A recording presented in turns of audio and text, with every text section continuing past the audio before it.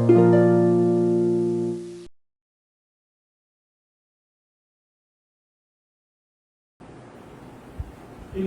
பரிசுத்த ஓய்வு நாளிலே தந்தையார் தினத்திற்காக தெரிந்து கொள்ளப்பட்ட திருமறை வசனம் அப்போஸ்தலனாகிய பவுல் தெசலோனிக்கேயருக்கு எழுதின முதலாம் நிருபம் 2ஆம் அதிகாரம் 12ஆம் வசனம்.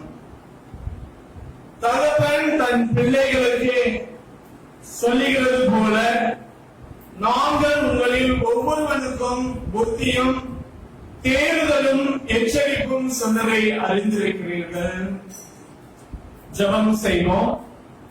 என் கண்மலையும் என் மீட்பனுமாகிய என் கர்த்தாவே, என் வாயின் வார்த்தைகளும் என் இருதயத்தின் தியானமும் உமது சமூகத்திலே பிரதியாய் இருப்பதாக. ஆமென். நம்முடைய பிதாவாகிய தேவனாலும் கர்த்தராகிய இயேசு கிறிஸ்துவினாலும் உங்களுக்கு கிருபையும் சமாதானமும் உண்டாவதாக. ஆண்டவருடைய நிறைவான கிருபையும் தயவும் நிறைவாய் பெருகியிருக்க கர்த்தர் கிருபை செய்வாராக. இன்றைய பரிசுத்த ஓய்வு நாளிலே நாம் தந்தையார் தினத்தை அனுசரிக்கிறோம். ஆகையால் அனைத்து திருச்சபையின் தந்தையார்களுக்கு எனது மனமார்ந்த வாழ்த்துக்களை நான் தெரிவித்துக் கொள்கிறோம்.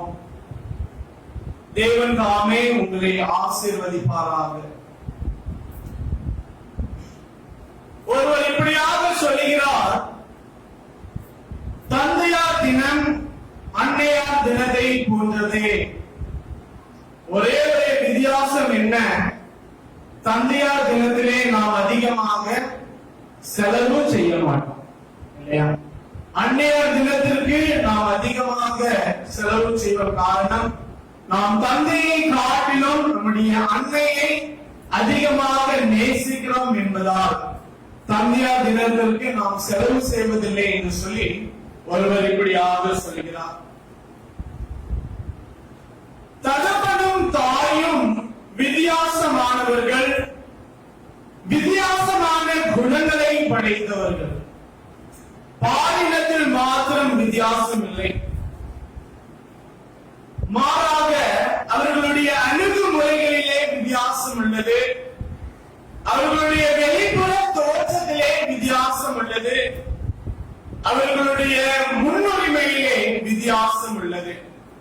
Fathers and mothers are different from each other, not just gender, but they are different in approach in their life, in their outlook, in their style and in their priorities, etc. சொல்லிக் கொண்டே போகலாம் என்னென்ன வித்தியாசங்கள் இருக்கிறது என்று சொல்லி. எனினும் நாம் தந்தையை நேசிப்போம். ஆண்டவர் நமக்கு கொடுத்த தந்தைக்காக அல்லது அப்பாவுக்காக நாம் ஆண்டவருக்கு என்ன செய்ய வேண்டும்? நன்றி செலுத்த வேண்டும் இந்த நாளிலே. அதுதான் எனது பிள்ளைகளுடைய கடமை என்று சொல்லி பார்க்கிறோம். சில பேருக்கு தந்தை இல்லை, சில பேருக்கு தந்தை இருக்கிறார். தந்தை இல்லாதவர்களுக்கு ஆண்டவர் என்ன செய்கிறார்? தந்தையாக காணப்படுகிறார். தந்தை இருக்கிறவர்களுக்கும் ஆண்டவர் என்ன செய்கிறார்? ஒரு சிறந்த ஒரு தகவனாக காணப்படுகிறார். யாரும் திருப்பி வைத்துக் கொள்ளுங்கள். நாம் படிக்க கேட்ட திருமறை பகுதி, அப்போஸ்தலனாகிய பவுல் தெசலோனிக்கேய திருச்சபைக்கு இந்த முதலாம் நிருபத்திலே அநேக அறிவுரைகளை தருகிறார். வளர்ந்து வருகிற தெசலோனிக்கேய திருச்சபைக்கு ஒரு ஆவிக்குரிய தகப்பனாக அப்போஸ்தலனாகிய பவுல் இங்கே காணப்படுகிறதை நாம் பார்க்க முடியும். தாய் தன் பிள்ளைகளுக்கு ஆலோசனை கொடுக்கிறது போல, அல்லது தகப்பன் தன் பிள்ளைகளுக்கு ஆலோசனை கொடுக்கிறது போல, ஒரு ஆவிக்குரிய ஒரு தகப்பனாக அப்போஸ்தலனாகிய பவுல் வளர்ந்து வருகிற தெசலோனிக்கேய திருச்சபைக்கு அநேக அறிவுரைகளை, புத்திமதிகளை என்ன செய்கிறார்? ஒரு தகப்பனாக கொடுக்கிறதை நாம் பார்க்க முடியும். வசனங்கள் 6 முதல் 8 வரை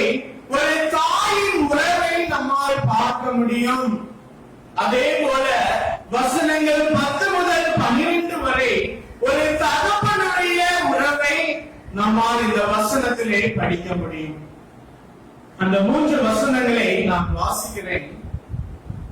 விசுவாசிகளாகிய உங்களுக்குள்ளே நாங்கள் எவ்வளவு பரிசுத்தமும் நீதியும் பிழையின்மையுமாய் நடந்தோம் என்பதற்கு நீங்களும் சாட்சி, நாங்களும் சாட்சி.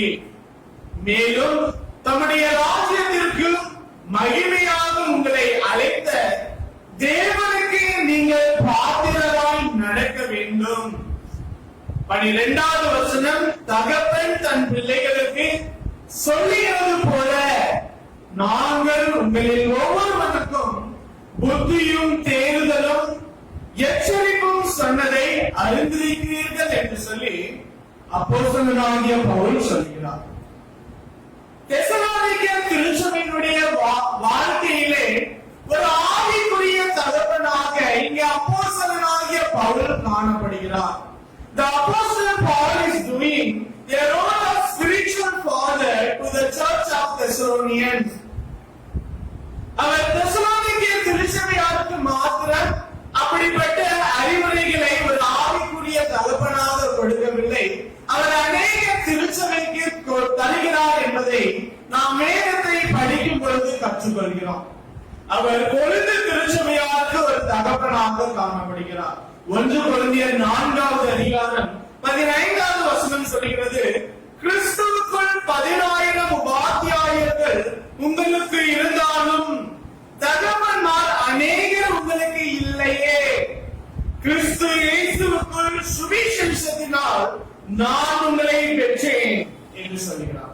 அப்படி என்றால் கொரிந்து திருச்சபையிலே தகப்பன் இல்லை, ஒரு ஆவிக்குரிய தகப்பனாக அந்த பிள்ளைகளை பெற்றேன் என்று சொல்லி அப்போஸ்தலனாகிய பவுல் சொல்கிறார். அதைத்தான் தீத்துவுக்கு எழுதும் பொழுதும் பவுல் சொல்கிறார். தீத்து 1வது அதிகாரம் 1வது வசனம் சொல்கிறது, தேவனுடைய ஊழியக்காரனும் இயேசு கிறிஸ்துவனுடைய அப்போஸ்தலனும் ஆகிய பவுல் பொதுவான விசுவாசத்தின்படி உத்தம குமாரனாகிய தீத்துவுக்கு எழுதுகிறதாம்.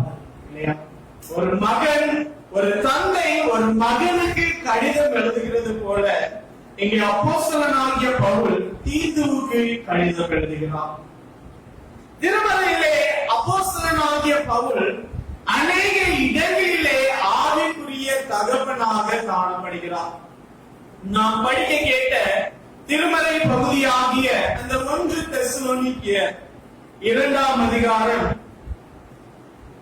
10, 11 மற்றும் 12 ஆகிய இந்த 3 வசனங்களில் இருந்து 3 விதமான கனத்திற்குரிய தந்தையின் குணத்தை தான் இந்த ஓய்வு நாளிலே நாம் சிந்திக்க இருக்கிறோம். எப்படிப்பட்ட அபிப்பிராயங்கள் அல்லது எப்படிப்பட்ட நினைவுகள், எப்படிப்பட்ட சிந்தனைகள் உங்களுடைய தகப்பனை குறித்து உங்களுக்கு இருக்கிறது என்பது எனக்கு தெரியாது. சில வேளைகளிலே நம்முடைய தகப்பனை குறித்து, நம்முடைய அப்பாவை குறித்து நல்ல அபிப்பிராயங்கள் இருக்கும். சில வேளைகளிலே நம்முடைய தகப்பனை குறித்து கொஞ்சம் கஷ்டமான, கடினமான, கெட்ட அபிப்பிராயங்களும் என்ன செய்யும், காணப்படும். சில நேரங்களிலே இந்த இரண்டும் கலந்த கலவையாக தகப்பனுடைய வாழ்க்கை காணப்படும். இங்கே ஒரு சிறு பிள்ளையிடம் உன் தகப்பனை குறித்து நீ அறிந்ததை எழுது என்று சொல்லி அவளுடைய பள்ளிக்கூடத்தில் என்ன செய்திருக்கிறார்கள், ஆசிரியர் கேட்டிருக்கிறார்கள்.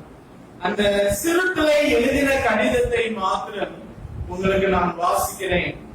அந்த பிள்ளை எழுதினதாம், என்னுடைய அப்பா இந்த உலகத்திலே மிகவும் அருமையான ஒரு அப்பா. என்னுடைய அப்பா மிகவும் அழகானவர், அவர் புத்திசாலி, அவர் அறிவாளி, அவர் கருணை உள்ளவர், அவர் ஒரு சூப்பர் மேன் என்று சொல்லி எழுதினதாம். நான் பள்ளியில் நன்றாக படிக்க வேண்டும் என்று சொல்லி என்னுடைய அப்பா விரும்புவார், அவர் சிறந்த ஒரு தந்தையார் என்று சொல்லி எழுதினது. அப்படி நல்ல காரியங்களை எழுதின அந்த மகள் மீண்டுமாக ஒரு உணர்வோடு அவள் எழுதுகிறாள். ஆனால் என்னுடைய அப்பா என்ன செய்வார்? பொய் சொல்லுவார். அவர் தான் செய்கிற வேலையை குறித்து பொய் சொல்லுவார். அவர் தான் பணம் வைத்திருப்பதாக பொய் சொல்லுவார். அவர் சோர்வு அடைந்தாலும் சோர்வு அடையவில்லை என்று சொல்லி பொய் சொல்லுவார். அவருக்கு பசி எடுத்தாலும் பசிக்கவில்லை என்று சொல்லி பொய் சொல்லுவார். நம்மளிடத்திலே எல்லாம் இருக்கிறது என்று சொல்லி பொய் சொல்லுவார். அவர் கவலையாக இருந்தாலும் சந்தோஷமாக இருக்கிறேன் என்று சொல்லி பொய் சொல்லுவார். அவர் எதற்காக பொய் சொல்கிறார்? நான் நன்றாக இருக்க வேண்டும் என்பதற்காக அவர் என்ன செய்கிறார்? பொய் சொல்லுகிறார். அவருடைய தியாகத்தை என்னிடத்திலிருந்து என்ன செய்கிறார்? மறைக்கிறார். ஆகியால் நான் என்னுடைய அப்பாவை மிகவும் நேசிக்கிறேன் என்று சொல்லி அந்த சிறு பெண் என்ன செய்தாலாம்? இந்த கடிதத்தை எழுதினாலாம். அதை பார்த்த அவருடைய ஆசிரியர் கண் கலங்கி என்ன செய்தார்? அந்த கடிதத்தை வாசித்தார் என்று சொல்லி நாம் பார்க்கிறோம். நாம் நம்முடைய தந்தையை மிகவும் நேசிக்கிறோம். நமக்கு இரண்டு விதமான தந்தையார் இருக்கிறார். ஒன்று உலக பிரகாரமான தந்தையார், மற்றொன்று ஆவிக்குரிய தந்தையார். நம்முடைய ஆண்டவர் நம்முடைய ஆவிக்குரிய தந்தையாக, உலக பிரகாரமாக அவர் தந்தையாகவும் காணப்படுகிறார். ஆனால் இங்கே அப்போஸ்தலனாகிய பவுல் இந்த 3 வசனத்தில் இருந்து ஒரு தகவல் எப்படி இருக்க வேண்டும் என்கிற தெளிவான போதனையை நமக்கு தருகிறார். ஆகையால் இந்த நாளிலே என்னுடைய செய்தியின் தலைப்பு சிறந்த தகப்பனுடைய முக்கோணங்கள், கிரேட் ஃபாதர்ஸ் ட்ரையாங்கிள். முக்கோணம், முக்கோணத்திற்கு எத்தனை கோணம் இருக்கும்? 3 கோணம் உள்ளது. சிறந்த தகப்பனுக்கு வேண்டிய அந்த 3 கோணங்களை அல்லது முக்கோணங்களை இந்த பரிசுத்த ஓய்வு நாளிலே நாம் கற்க இருக்கிறோம். முதலாவதாக, சிறந்த தகப்பனார் உண்மையான வாழ்க்கையை வாழ்வார்கள். Great father live truthful life. வசனம் 10 சொல்கிறது, விசுவாசிகளாகிய உங்களுக்குள்ளே நாங்கள் எவ்வளவு பரிசுத்தமும் நீதியும் பிழையின்மையுமாய் நடந்தோம் என்பதற்கு நீங்களும் சாட்சி, நாங்களும் சாட்சி.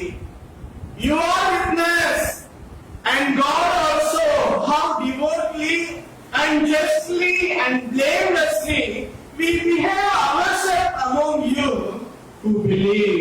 என்று சொல்லி அப்போஸ்தலனாகிய பவுல் சொல்கிறார், நாங்கள் உண்மையான வாழ்க்கை வாழ்ந்தோம் என்பதற்கு நீங்களும் சாட்சி, நாங்களும் சாட்சி. காரணம், தெசலோனிக்கே திருச்சபையினர் அப்போஸ்தலர்களுடைய அந்த உண்மையான வாழ்க்கை என்ன செய்திருக்கிறார்கள்? பார்த்திருக்கிறார்கள். அதற்கு சாட்சிகளாக என்ன செய்கிறார்கள்? காணப்படுகிறார்கள். அதே அதிகாரத்திலே 1வது வசனம் சொல்லுகிறது, சகோதரரை நாங்கள் உங்களிடத்தில் பிரவேசித்தது வீணாயிருக்கவில்லை என்று நீங்கள் அறிந்திருக்கிறீர்கள். 2வது வசனம் சொல்கிறது, உங்களுக்கு தெரிந்திருக்கிறபடி முன்னே பிலிப்பு பட்டணத்திலே நாங்கள் பாடுபட்டு நிந்தை அடைந்திருந்தோம். வெகு போராட்டத்தோடு தேவனுடைய சுவிசேஷத்தை உங்களுக்கு சொல்லும்படி நம்முடைய தேவனுக்குள் தைரியம் கொண்டிருந்தோம். அந்த வசனத்திலே முதல் பகுதி சொல்லுது, நீங்கள் உங்களுக்கு தெரிந்திருக்கிறபடி. அதே போல 5வது வசனத்திலும் பார்க்கிறோம், உங்களுக்கு தெரிந்திருக்கிறபடி நாங்கள் ஒரு காலம் இச்சகமான வசனங்களை சொல்லவும் இல்லை, பொருளாசை உள்ளவர்களாய் மாயம் பண்ணவும் இல்லை. அப்படி என்றால் என்ன? தெசலோனிக்கே திருச்சபையினர் அப்போஸ்தலனாகிய பவுலுடைய வாழ்க்கையை நன்றாக அறிந்திருக்கிறார்கள். அவர்களுடைய வாழ்க்கையை கண்டிருக்கிறார்கள். அவர்களுடைய வாழ்க்கையை குறித்து அவர்களுக்கு நன்றாக தெரிந்திருக்கிறது. அதற்கு அவர்கள் சாட்சிகளாக இருக்கிறார்கள். சாட்சிகளாக இருக்கிறார்கள். இந்த உண்மையான வாழ்க்கையை எப்படி வாழ வேண்டும் என்று சொல்லி அந்த வசனத்திலே 3 காரியங்கள் நமக்கு சொல்லப்பட்டிருக்கிறது. முதலாவதாக, தகப்பனாகிய நீங்கள் உங்களுடைய வாழ்க்கையை பக்தியுடன் வாழ வேண்டும் அல்லது பக்தியுடன் நடந்து கொள்ள வேண்டும். Father should behave yourself devotedly. பக்தியுடன் நடந்து கொள்ள வேண்டும். பக்தியுடன் நடந்து கொள்வது என்றால் என்ன? What is that mean to behave yourself devotedly? நாம் தூய்மையான வாழ்க்கையை வாழ வேண்டும், பரிசுத்தமான வாழ்க்கையை வாழ வேண்டும், புனிதமான வாழ்க்கையை வாழ வேண்டும். அப்போஸ்தலனாகிய பவுல் எப்படி உண்மையான வாழ்க்கையை வாழ்ந்தார் என்பதை, எப்படி பக்தியுடன் வாழ்ந்தார் என்பதை தன்னுடைய பிள்ளைகளாகிய தெசலோனிக்கே திருச்சபைக்கு என்ன செய்கிறார்? கற்றுத் தருகிறார். நம்முடைய உண்மையான வாழ்க்கை நிமித்தமாக, நம்முடைய பக்தியின் வாழ்க்கை நிமித்தமாக நம்முடைய பிள்ளைகள் என்ன செய்கிறார்கள்? பயன்படுகிறார்கள். நாம் நம்முடைய வீடுகளிலே உண்மையாக வாழ வேண்டும். நாம் நம்முடைய வீடுகளிலே பக்தி உள்ள வாழ்க்கையை, பரிசுத்தமுள்ள வாழ்க்கையை வாழாத பட்சத்திலே நம்முடைய பிள்ளைகள் நம்மிடத்தில் இருந்து எந்த ஒரு காரியத்தையும் என்ன செய்ய முடியாது? கற்றுக்கொள்ள முடியாது. அவர்களை தர்ம பாதையிலே வழி நடத்தி செல்ல முடியாது. If you don't live a godly life in the home, you cannot tell your children about any moral standard. நாம் பக்தி உள்ள வாழ்க்கையை வாழாத பட்சத்திலே நாம் நம்முடைய பிள்ளைகளுக்கு எதையும் சொல்லிக் கொடுக்க முடியாது, எதையும் கற்றுக்கொள்ள முடியாது. அவர்களும் நம்மிடத்திலே எதையும் கற்றுக்கொள்ள முடியாது. காரணம், நாம என்ன செய்யல? அந்த பக்தியுள்ள வாழ்க்கையை வாழவில்லை. ஆனால் அப்போஸ்தலனாகிய பவுல் ஒரு ஆலோசனை, தகப்பனாகிய நமக்கு உங்களுக்கு ஆலோசனை கொடுக்கிறது என்ன? நீங்கள் உங்களுடைய வீட்டிலே பக்தியுள்ள வாழ்க்கையை வாழ வேண்டும். நாம் நம்முடைய வீடுகளிலே பக்தியுள்ள வாழ்க்கையை வாழுகிற பட்சத்திலே நம்முடைய வாழ்க்கையின் மூலமாக நம்முடைய பிள்ளைகள் பலனடைகிறார்கள், பயனடைகிறார்கள். நாம் அவர்களுக்கு இப்படித்தான் வாழ வேண்டும் என்று சொல்லி கற்றுக் கொடுக்க தேவையில்லை. நாம் நம்முடைய வாழ்க்கை நிமித்தமாக அவர்கள் என்ன செய்கிறார்கள்? அவர்கள் பலனடைகிறார்கள், பயனடைகிறார்கள். ஒவ்வொரு வீட்டின் தகப்பனார் உங்களுடைய வீட்டிலே ஆவிக்குரிய தகப்பனாக நீங்கள் என்ன செய்ய வேண்டும்? காணப்பட வேண்டும். உங்களுடைய குடும்பத்தாரை ஆண்டவரிடத்திலே சேர்ப்பதற்கு உங்களுடைய பங்கு அதிகமாக இருக்க வேண்டும். யோசித்து பாருங்கள், நம்முடைய வீடுகளிலே நாம் பக்தியுள்ள வாழ்க்கையை வாழ்கிறோமா? பரிசுத்தமுள்ள வாழ்க்கையை வாழ்கிறோமா? நம்முடைய பிள்ளைகள் நம்மிடத்திலிருந்து ஏதாவது கற்றுக் கொள்கிறார்களா என்பதை குறித்து பிள்ளைகள் நன்றாக கவனிப்பார்கள். திருச்சபைக்கு அப்பா சரியான நேரத்திலே போகிறாரா? திருச்சபை ஆராதனையிலே கலந்து கொள்கிறாரா? தவறாமல் ஆலயத்திற்கு செல்கிறாரா? எவ்வளவு நேரம் ஜெபத்திலே இருக்கிறார்? எவ்வளவு நேரம் வேதம் வாசிக்கிறார்? நம்முடைய வார்த்தைகளை அவர் என்ன செய்வார்? அவர்கள் கவனிப்பார். கெட்ட வார்த்தை ஒன்றும் உங்களுடைய வாயிலிருந்து புறப்பட வேண்டாம். பக்தி விருதிக்கு ஏதுவான நல்ல வார்த்தைகளை என்ன செய்யுங்கள்? பேசுங்கள் என்று சொல்லி திருமறை நமக்கு ஆலோசனை தருகிறது. கெட்ட வார்த்தை நம்முடைய வாயிலே வரக்கூடாது. பிள்ளைகள் என்ன செய்வார்கள்? நம் இடத்திலிருந்து கற்றுக்கொள்வார்கள். நாம் எதை செய்கிறோமோ அதை தான் என்ன செய்வார்கள்? அவர்கள் கடைபிடிப்பார்கள். ஆகியால் நம்முடைய வாழ்க்கையை பக்தியுடன் பரிசுத்தத்தோடு என்ன செய்ய வேண்டும்? வாழ வேண்டும். இரண்டாவதாக அதே வசனத்திலே தகப்பனாகிய நீங்கள் உங்களுடைய வாழ்க்கையை நீதியாக வாழ வேண்டும். Father should behave yourself justly. நீதியாக வாழ வேண்டும். ஜஸ்ட் அல்லது நீதி என்பதின் அர்த்தம் உண்மையான honesty, சமமான equitability மற்றும் நியாயமான fair. நாம் நம்முடைய பிள்ளைகளிடத்திலே நியாயமாக அல்லது நீதியாக காணப்பட வேண்டும். ஒரு பிள்ளை இருக்குமானால் அதிலே சமயின்மையை நாம் காட்ட மாட்டோம். இரண்டு பிள்ளைகளுக்கு மேலாக இருக்கும் பொழுது சில குடும்பங்களிலே பெற்றோர்கள் என்ன செய்வார்கள்? சமயின்மையை காட்டுவார்கள். பொதுவா அப்பாவுக்கு யாரு பிடிக்கும்? பெண் பிள்ளைகளை பிடிக்கும். அம்மாவுக்கு யாரை பிடிக்கும்? ஆண் பிள்ளைகளை பிடிக்கும். சில நேரத்துல ரெண்டு பேருக்கும் ரெண்டு பேரையும் பிடிக்காது. சில நேரங்களிலே இரண்டு பேருக்கும் இரண்டு பேரையும் என்ன செய்யும்? பிடிக்கும். நான் இந்த சமயின்மையை கூற விரும்புகிறேன். ஈசாக்கு ரெபெக்காளுடைய வாழ்க்கை அப்படிப்பட்டதாகவே காணப்பட்டது. ஈசாக்கு இரண்டு மகன் இருந்தார்கள். ஒன்று ஏசா, மற்றொன்று யாக்கோபு. இந்த ஈசாக்கு யாரை பிடிக்கும்? ஏசாவை பிடிக்கும். ரெபெக்காளுக்கு யாரை பிடிக்கும்? யாக்கோபை பிடிக்கும். இல்லையா? ஒரு காலகட்டத்தில் இந்த இரண்டு பிள்ளைகள் எதிராளிகளாக மாறுவதற்கு அவர்களுடைய பெற்றோர்கள் தான் எனது காரணமாக அமைந்தார்கள். அதே போல யாக்கோபுக்கு 12 ஆண் பிள்ளைகள் பிறந்தார்கள். யாக்கோபு யாரை தான் அதிகமாக நேசித்தார்?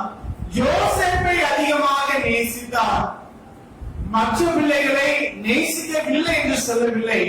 அந்த பிரையாரிட்டி, அந்த முன்னுரிமை என்ன செய்யவில்லை? கொடுக்கவில்லை.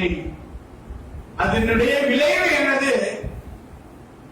யோசேப்பை அவர்கள் என்ன செய்தார்கள்? கொன்று போடுவதற்கு துணிந்தார்கள். யோசேப்பை மற்றவர்களிடத்திலே விற்றார்கள் என்று சொல்லி வேத வசனம் சொல்கிறது. நாம் நம்முடைய பிள்ளைகளிடத்திலே அந்த சமயின்மையை காட்டுகிற விதத்திலே நம்முடைய பிள்ளைகளுடைய வாழ்வு பாதிக்கப்படுகிறது. நம்முடைய பிள்ளைகளுடைய வாழ்க்கையும் அப்படிப்பட்டதாகவே காணப்படுகிறது. நாம் நியாயமாக, நீதியாக, சமமாக நம்முடைய பிள்ளைகளிடத்தில் என்ன செய்ய வேண்டும்? காணப்பட வேண்டும். எப்படிப்பட்ட சூழ்நிலைகளிலும் பிள்ளைகளிடத்திலே வேறு வார்த்தையை காண்பிக்க கூடாது. பிள்ளைகளிடத்திலே சமயின்மையை காண்பிக்க கூடாது. அதுதான் என்னது?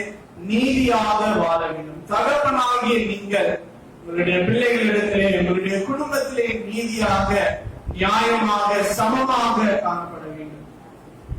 மூன்றாவது, தகப்பனாகிய நீங்கள் உங்களுடைய வாழ்க்கையை பிழையின்மையாய் வாழ வேண்டும். Father should behave yourself blamelessly.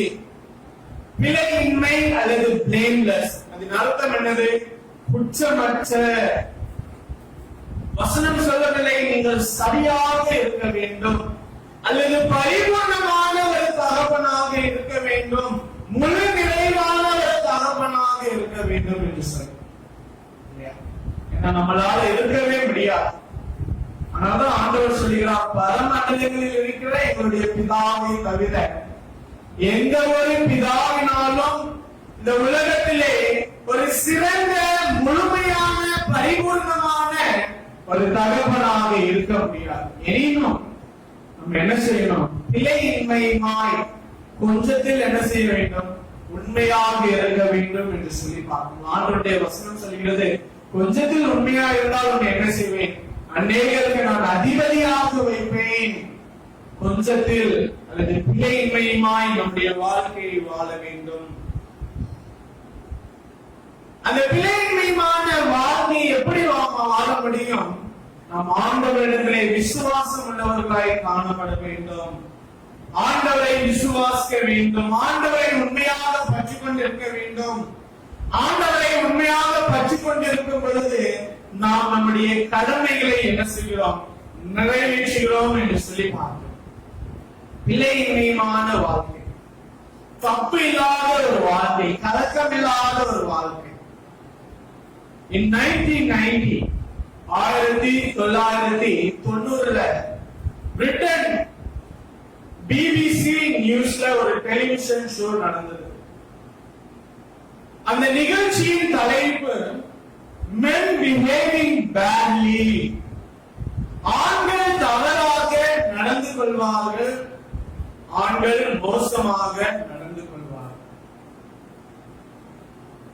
அநேக எடுத்துக்காட்டுகளை நம் சமுதாயத்திலே சொல்ல முடியும் இல்லையா? பெட்ரியார்கி சொசைட்டி, ஆண் ஆதிக்க சமுதாயம் தான் என்னது நம்முடைய சமுதாயம்.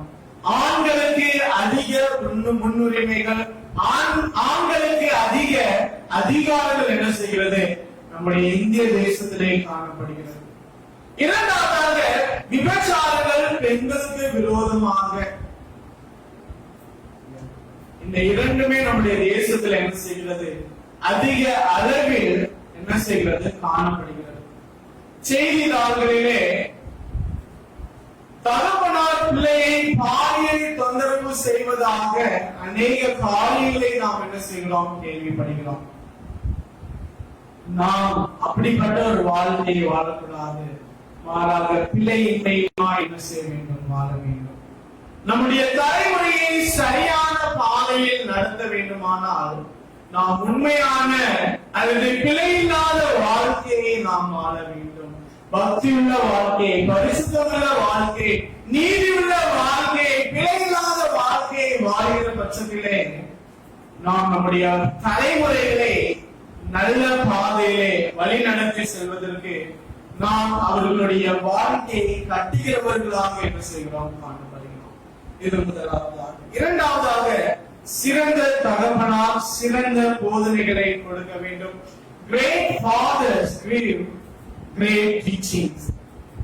வசனம் 12 சொல்கிறது, தகப்பன் தன் பிள்ளைகளுக்கு சொல்லுகிறது போல நாங்கள் உங்களில் ஒவ்வொருவனுக்கும் புத்தியும் தேடுதலும் எச்சரிப்பும் சொன்னதை அறிந்திருக்கிறீர்கள்.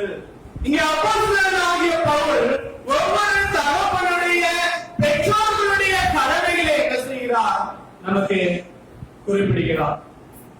முதலாவதாக தகப்பனாருடைய அந்த கடமை என்ன?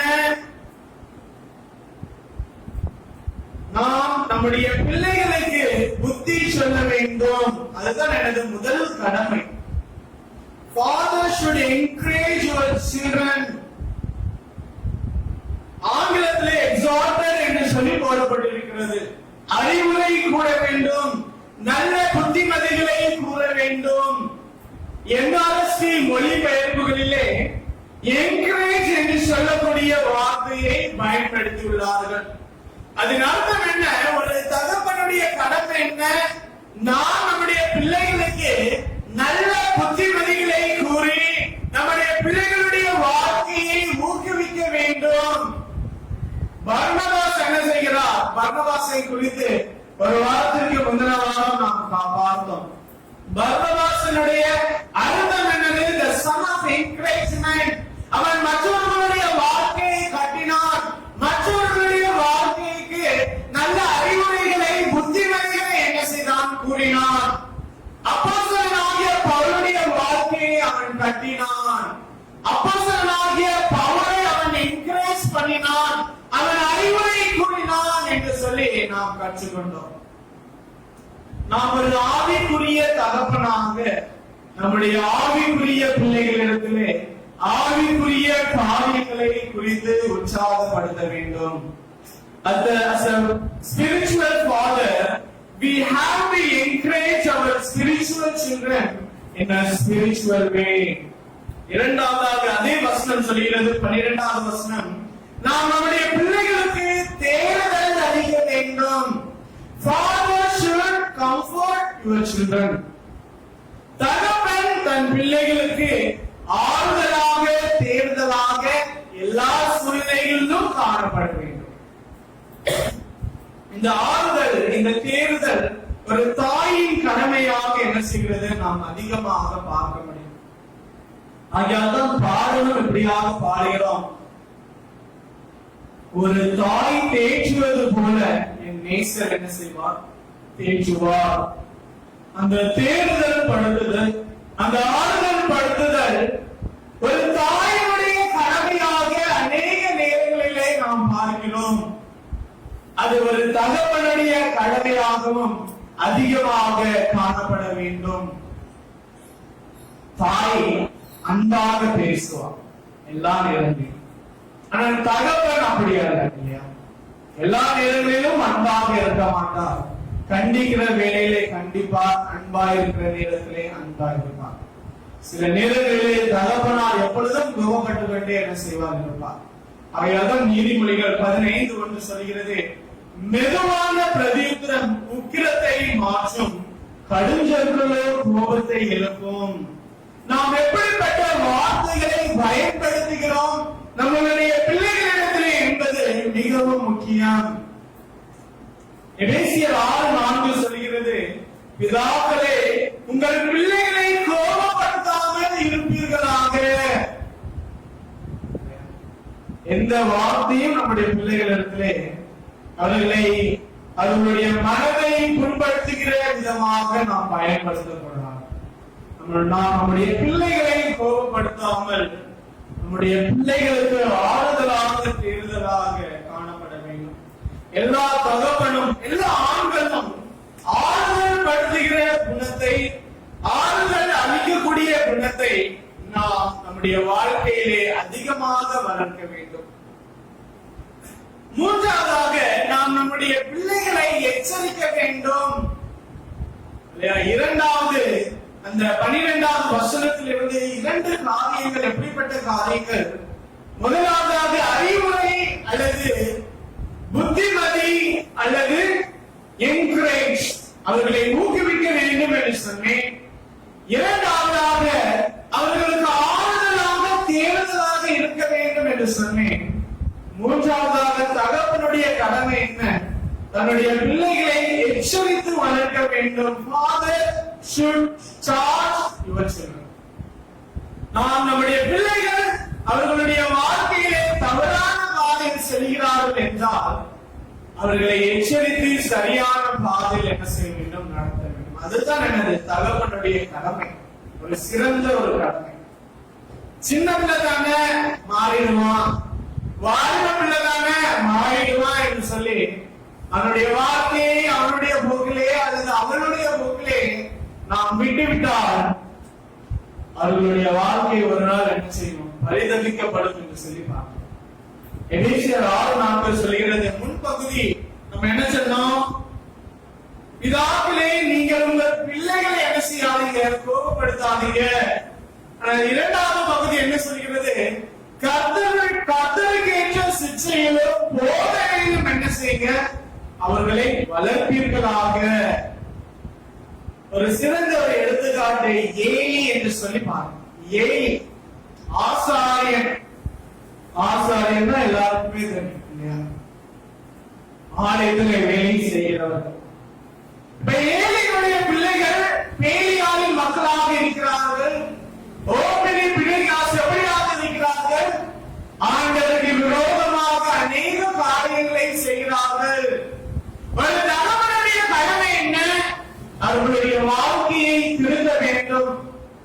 ஏலி சாமுவேலை எவ்வளவுக்கு எவ்வளவு கவனித்தானோ அந்த அளவுக்கு தன்னுடைய பிள்ளைகளை சரியான பாதையில் வழிநடத்தவில்லை என்பதை தான் நான் சொல்லுவேன். காரணம், ஏலிக்கு முன்பதாகவே தெரியும் தன்னுடைய பிள்ளைகள் பேலியாளின் மக்களாக இருக்கிறார்கள், தவறான பாதையில் இருக்கிறார்கள் என்று சொல்லி.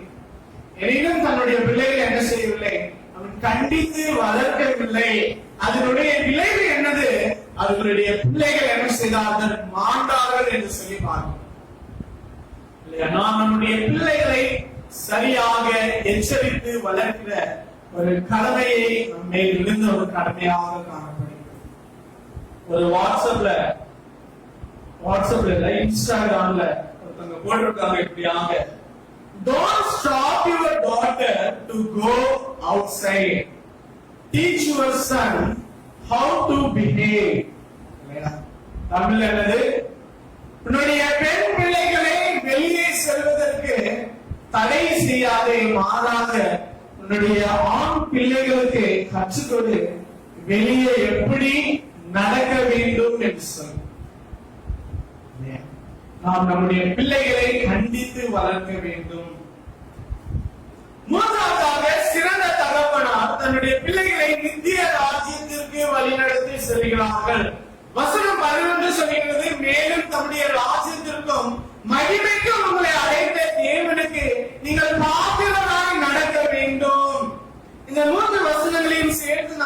நாம் படிக்கலாம்.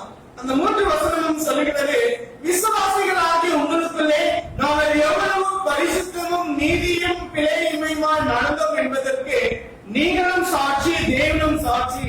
11 மேலும் தம்முடைய ராஜ்யத்திற்கு மகிமைக்கும் உங்களை அழைத்த தேவனுக்கு நீங்கள் பாத்திரராய் நடக்க வேண்டும் என்று தகவன் தன் பிள்ளைகளுக்கு சொல்லியது போல நாங்கள் உங்கள் ஒவ்வொருவருக்கும் புத்தியும் தேர்தலும் எச்சரிப்பும் என்ன செய்தோம் சொன்னோம். A great father want to see his son or daughter to be saved, serving the Lord, walking with the Lord. சிறந்த தகப்பனார் தன்னுடைய பிள்ளைகள் ரட்சிப்பு அடைவதில் என்ன செய்கிறார்கள்? மகிழ்ச்சி அடைகிறார்கள். அவர்கள் ஆண்டவருடைய பாதையிலே நடக்கிறார்கள் என்பதிலே மகிழ்ச்சி அடைகிறார்கள். அதுதான் என்னது? சிறந்த தகப்பனார் என்று சொல்லி அழைக்கப்படுகிறது. தந்தையானவர் தன்னுடைய பிள்ளைகளை பரலோக ராஜ்யத்திற்கு அழைத்து செல்ல வேண்டும்.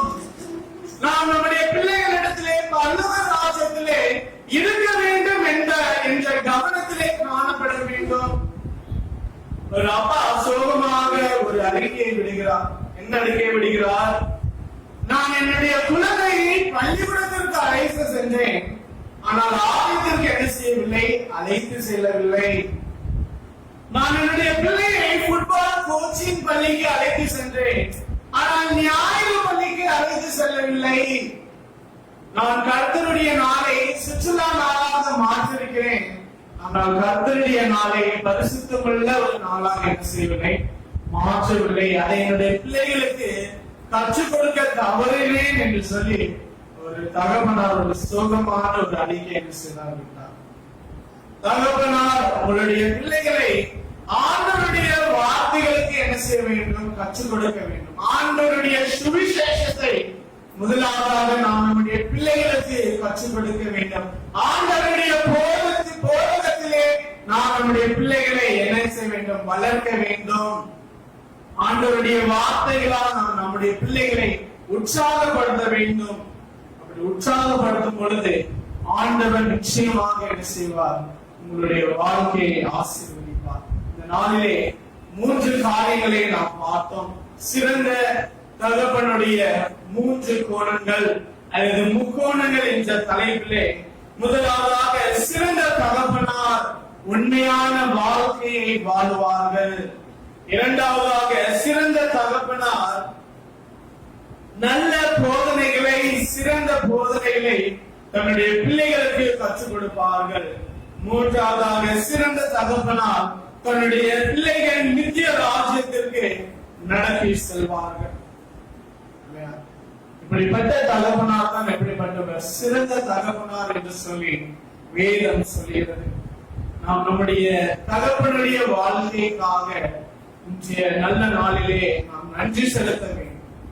அவர்களுடைய உழைப்பிற்காக, அவர்களுடைய அர்ப்பணிப்பிற்காக, அவர்கள் நிமித்தமாக நம்முடைய வாழ்க்கையை பெற்ற ஆசீர்வாதமான காரியங்களுக்காக இந்த நல்ல நாளிலே நம்முடைய தகப்பனாருக்கு நன்றி செலுத்துவோம். தந்தையார் தினத்தை ஆண்டவர் ஆசீர்வதிப்பாராக. எல்லா தந்தையாருக்கும் மீண்டும் ஒரு முறை கூட தந்தையார் தின நல் வாழ்த்துக்களை கூறி, ஆண்டவரை ஆண்டவருடைய சிக்ஷையிலே உங்களுடைய ஆண்டவருடைய போதகத்திலே உங்களுடைய பிள்ளைகளை வளர்க்கும்படியாக நல்ல ஆலோசனைகளை இந்த நாளிலே அப்போஸ்தலனாகிய பவுல் வசனத்தின் மூலமாக நாம் கற்றுக்கொண்டோம். ஆண்டவர் உங்களை ஆசீர்வதித்து உங்களை காக்க கடவர். நாம் ஜெபம் செய்வோம்.